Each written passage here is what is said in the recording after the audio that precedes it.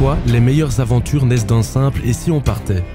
Pas de planning, pas de checklist, juste un mélange d'excitation et de folie. Une discussion spontanée, une idée qui germe, et voilà que Lancelot, Olivia, Zoé et moi, Henri, décidions de transformer ce rêve en réalité. 4 amis avec une envie commune, s'échapper du quotidien et vivre quelque chose d'inoubliable. Pas de programme précis, juste 21 jours devant nous pour explorer, découvrir et se laisser surprendre par la Thaïlande. Alors embarque avec nous car dans ce pays, chaque jour est une nouvelle page à écrire.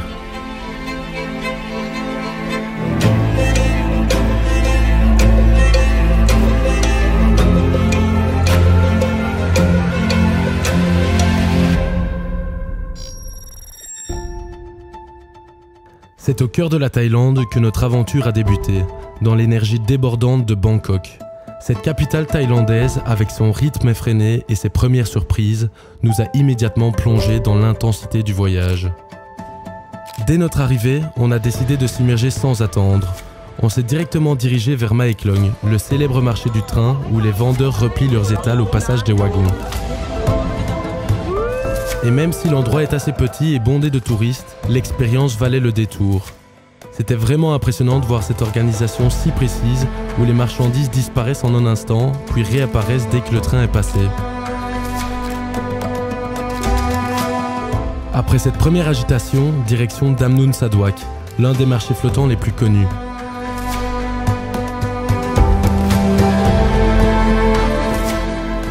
Là-bas, les embarcations débordent de fruits exotiques, de plats savoureux et de souvenirs artisanaux.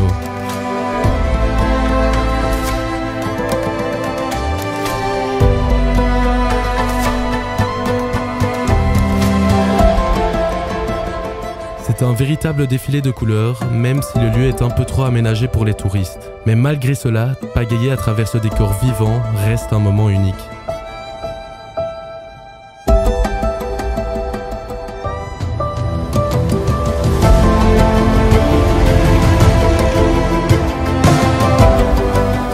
La journée quant à elle s'est terminée sous une pluie battante, qui nous a contraints à abandonner notre promenade nocturne pour rentrer se coucher. Le lendemain, alors que la ville commençait à s'éveiller, nous avons décidé de partir explorer Chatuchak, le plus grand marché de Bangkok. Un véritable labyrinthe où chaque allée réserve son lot de découvertes, entre artisanat local, vêtements colorés et ces fameux pantalons à motif d'éléphant, véritable symbole du voyageur en Thaïlande. Puis après une longue balade dans ce marché, on a retrouvé des amis belges pour boire un verre sur un rooftop avec une vue imprenable sur Bangkok. Et alors que la ville se transformait sous la lumière du crépuscule, un bus de nuit nous attendait pour nous emmener à notre prochaine destination.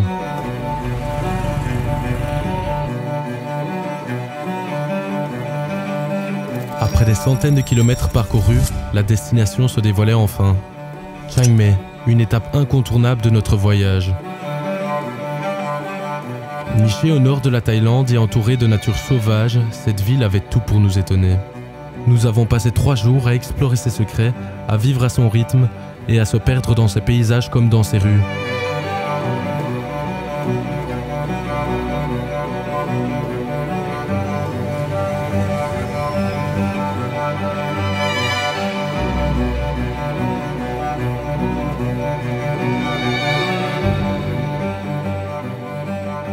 Dès le premier jour, on a exploré les marchés et les temples situés au cœur de la ville. Parmi eux, le Wat Prasing nous a vraiment marqué. Construit au XIVe siècle, c'est l'un des temples les plus célèbres de Chiang Mai. Il est connu pour ses magnifiques dorures et sa statue du Bouddha Prasing, un symbole de la ville.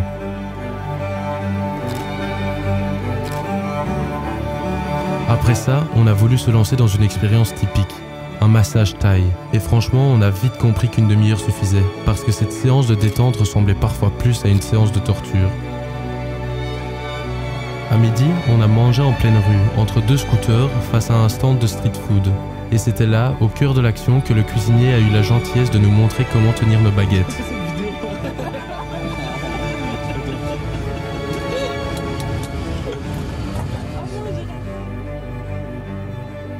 Plus tard dans la journée, on est tombé sur un marché local, sans aucun touriste, où Lancelot s'est régalé en achetant 1 kilo de mangue pour à peine 25 bahts.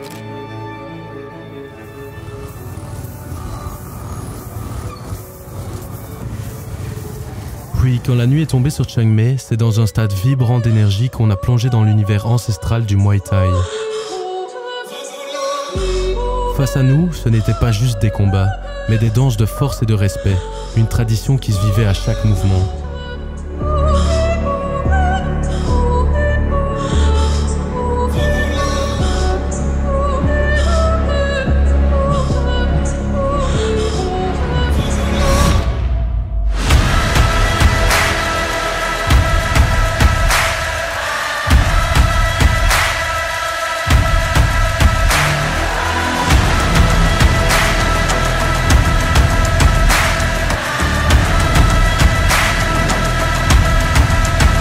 Après l'intensité des combats de Muay Thai, le respect prenait le dessus. Deux combattants s'enlaçaient, symbole d'un art où la force rencontre l'humilité. Mais il était temps pour nous de changer de décor. Direction le parc national de Doi Inthanon.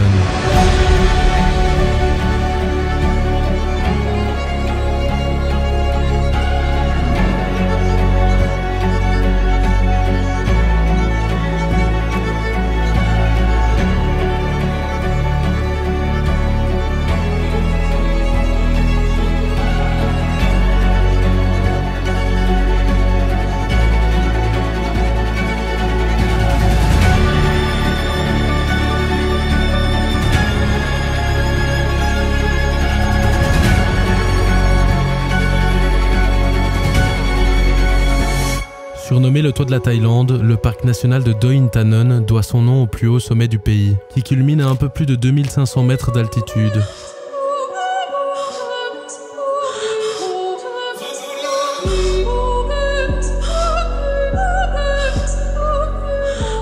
Entre cascades majestueuses et rizières en terrasse, ce lieu impressionne autant par sa grandeur que par sa beauté sauvage.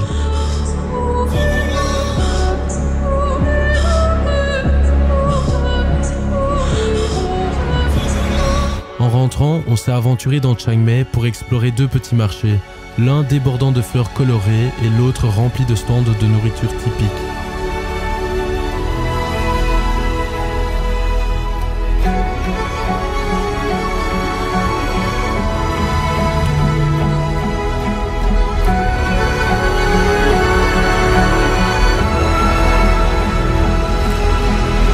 Le lendemain, après une petite balade dans le centre-ville, on a décidé de profiter d'un lac situé dans les alentours de Chiang Mai, un endroit où les locaux aiment passer leur temps libre. Entouré de petites cabanes sur pilotis, le cadre était paisible et ressourçant.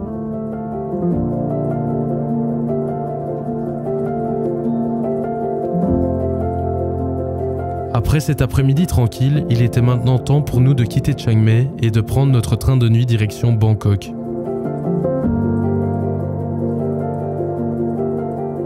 Ce voyage ne nous ramenait pas seulement dans la capitale, il nous menait vers un nouveau chapitre où Olivia allait enfin rejoindre l'aventure.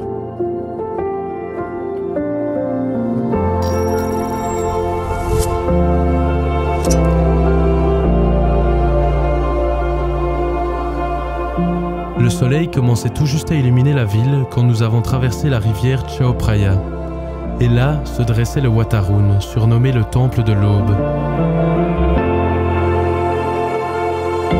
Construit au XVIIIe siècle, ce temple est célèbre pour ses tours recouvertes de mosaïques de porcelaine. Après avoir contemplé la majesté du Wat Arun, l'heure était venue pour nous de retrouver Olivia. Et enfin au complet, on n'a pas perdu une seconde. On a directement mis le cap sur la Khao San Road, le cœur battant de la fête à Bangkok.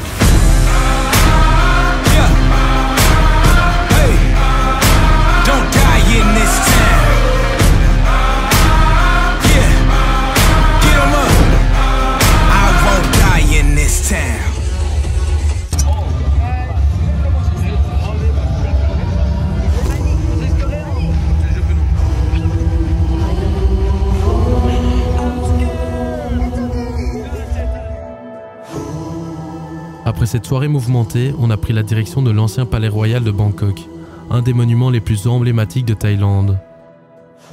Construit en 1782, il a été la résidence des rois pendant plus de 150 ans et demeure aujourd'hui un symbole incontournable du pays. En fin de journée, on a failli rater notre bus pour la prochaine étape. Mais heureusement, on est arrivé juste à temps et 12 heures plus tard, Phuket nous ouvrait ses portes.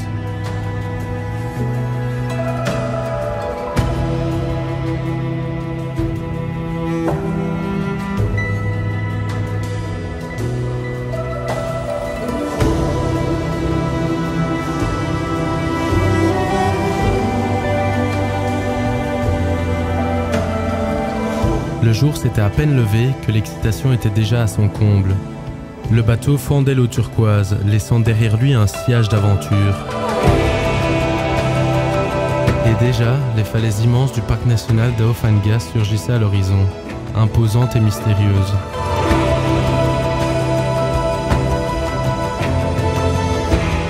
Kayak à la main, on s'est hissé dans des grottes secrètes et des lagons cachés, entourés de paysages à couper le souffle. Et chaque coup de pagaie nous révélait un décor digne d'un film d'aventure.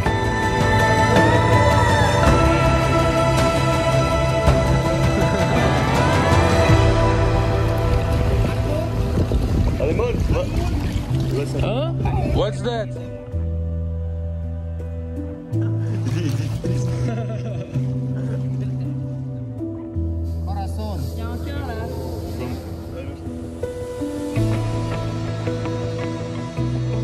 Ensuite, on a mis le cap sur la James Bond Island.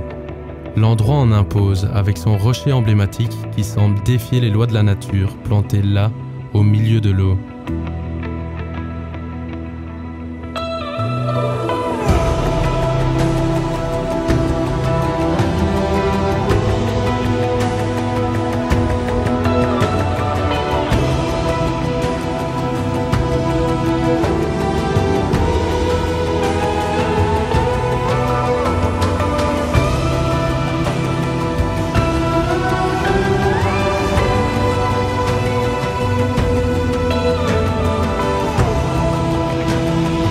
Koh Phangan, un village flottant improbable, suspendu entre mer et ciel, où chaque maison repose sur des pilotis.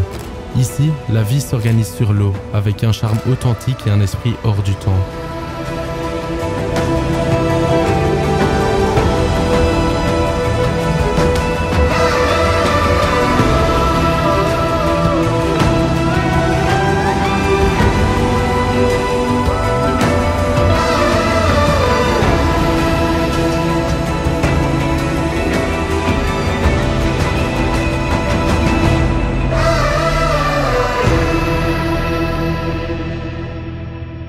Après avoir exploré les îles, on a repris le chemin de Phuket, et plus précisément de Patong, où l'ambiance de la ville nous a rapidement rattrapés.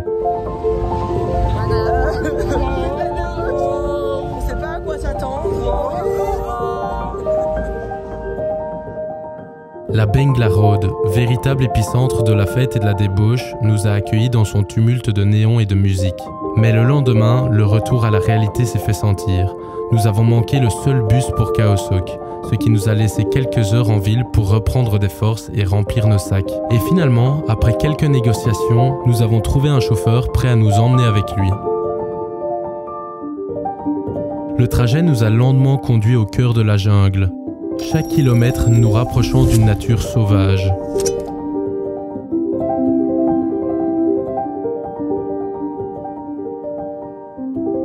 À notre arrivée, de petites cabanes rustiques, nichées au bord d'une rivière et entourées d'une végétation dense, nous attendaient. L'endroit était un véritable havre de paix, loin du tumulte de la veille.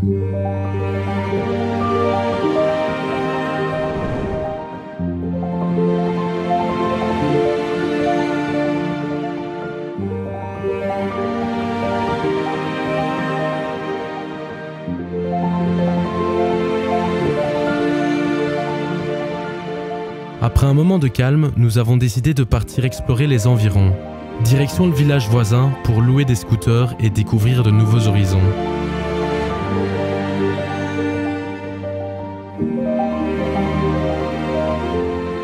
La route, bordée de montagnes majestueuses et de forêts denses, nous a offert 1h30 de paysages spectaculaires avant d'arriver au lac Cheo Lan.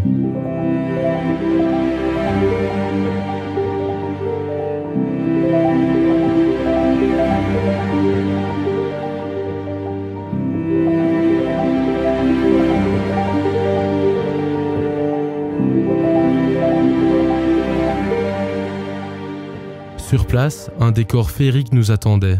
Des eaux émeraudes, des bungalows flottants et une immersion totale dans ce paradis.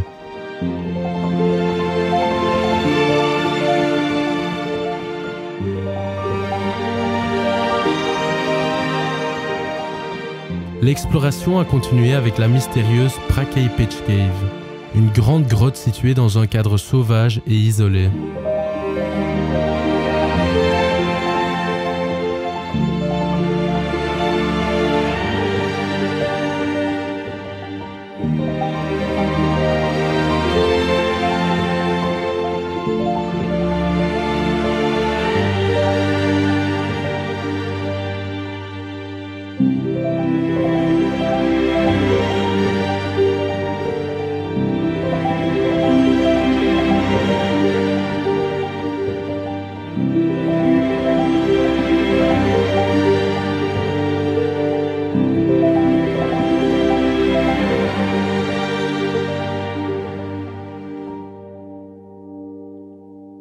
Sur le chemin du retour, une pluie torrentielle a transformé le trajet en une épreuve de 2h30. La route, glissante et plongée dans l'obscurité, a rendu le voyage plus difficile. Le lendemain matin, l'aventure reprenait son cours, mais cette fois avec un nouveau défi, rejoindre le ferry de nuit qui nous emmènerait jusqu'à Koh Tao. Et à notre arrivée, 4 heures d'attente s'imposaient avant que le ferry ne fasse son apparition. Mais au lieu de laisser le temps s'éterniser, on a choisi de le remplir en explorant de nouvelles saveurs. On a déjà testé une bonne petite boisson dans le 7-Eleven, qui est le meilleur magasin du monde, dont les croque-monsieur que vous allez voir déguster là maintenant.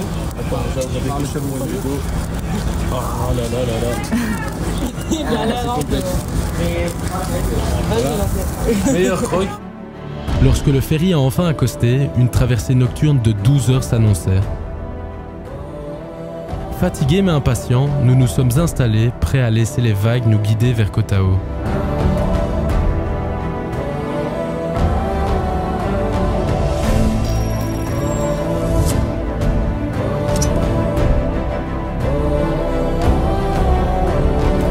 Sans perdre de temps, nous avons loué des scooters pour faciliter nos déplacements sur l'île, qu'on peut traverser d'un bout à l'autre en moins d'1 heure. Le programme de la journée s'est rapidement divisé. Lancelot et moi nous sommes initiés au Muay Thai avec 2 heures d'entraînement intensif, tandis que les filles sont parties explorer l'île, s'arrêtant aux points de vue les plus spectaculaires.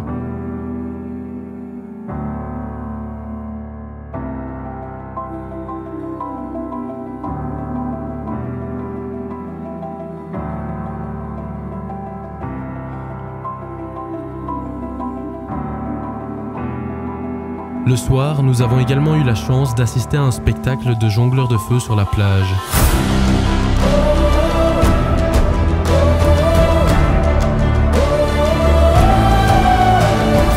Le jour d'après, nous avons décidé de nous aventurer jusqu'à la Mango Bay, une baie isolée et réputée pour sa beauté. Pour y accéder, il a fallu emprunter le chemin le plus ardu de l'île, connu pour être à la fois exigeant et dangereux. Et comme si cela ne suffisait pas, une randonnée sur des rochers nous attendait encore.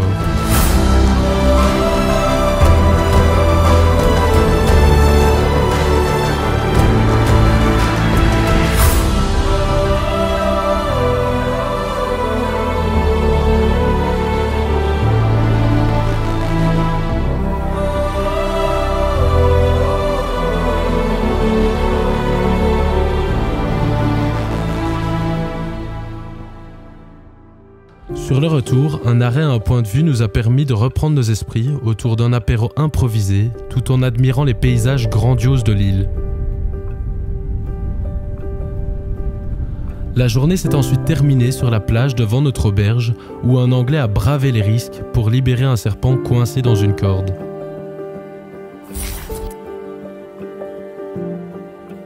Pour notre dernier jour à Koh Tao, nous avons plongé dans les eaux cristallines de la Shark Bay, connue pour ses tortues et ses requins à pointe noire. Zoé et Lancelot ont eu la chance de nager avec une tortue, tandis que de mon côté, ma GoPro a mystérieusement fini cassée dans les mains de Lancelot. Mais heureusement, l'aventure a repris lorsque nous avons eu la chance de nager avec 5 requins à pointe noire. Et pour conclure notre séjour ici, nous avons assisté à un beau coucher de soleil sur la Sairi Beach.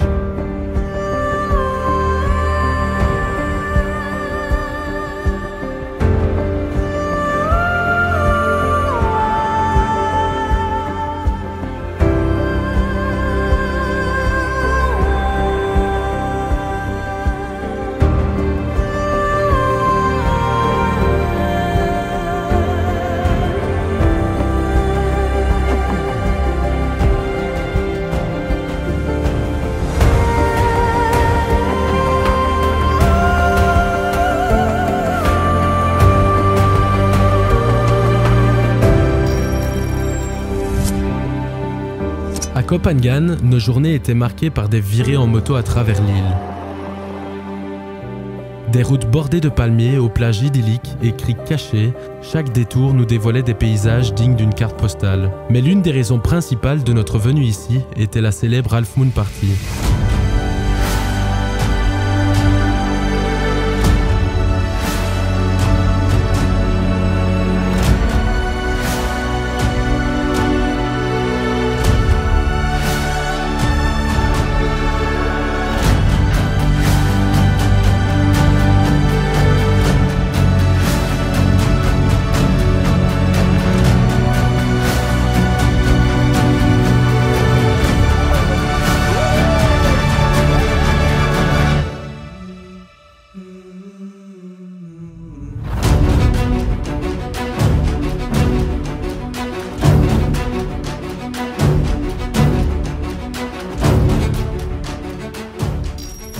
Après l'excitation de la Half Moon Party, Koh Samui nous a offert un tout autre rythme, un souffle plus calme et une invitation à savourer les derniers instants de ce voyage.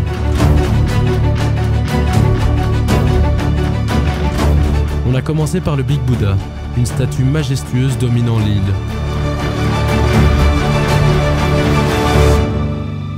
Puis, en fin de journée, on a trouvé un petit coin parfait sur des rochers, juste à temps pour voir le soleil disparaître à l'horizon.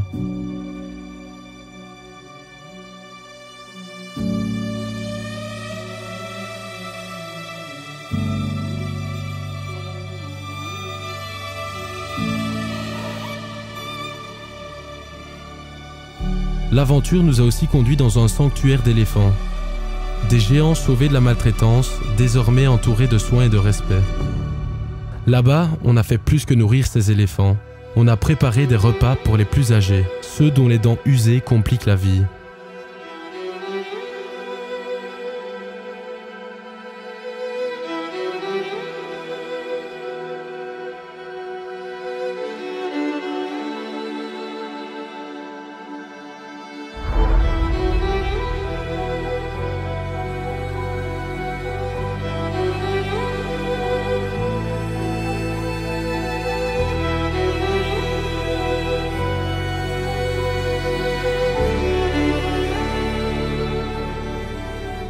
Et puis, il a fallu partir.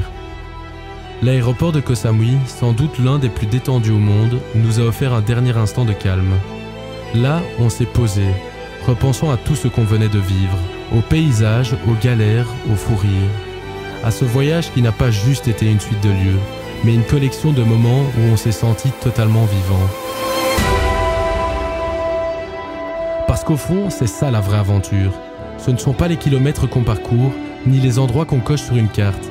Ce sont ces instants où tout semble possible, où l'imprévu devient un souvenir précieux. Et au final, ce sont ces souvenirs qu'on se racontera encore et encore avec le sourire aux lèvres.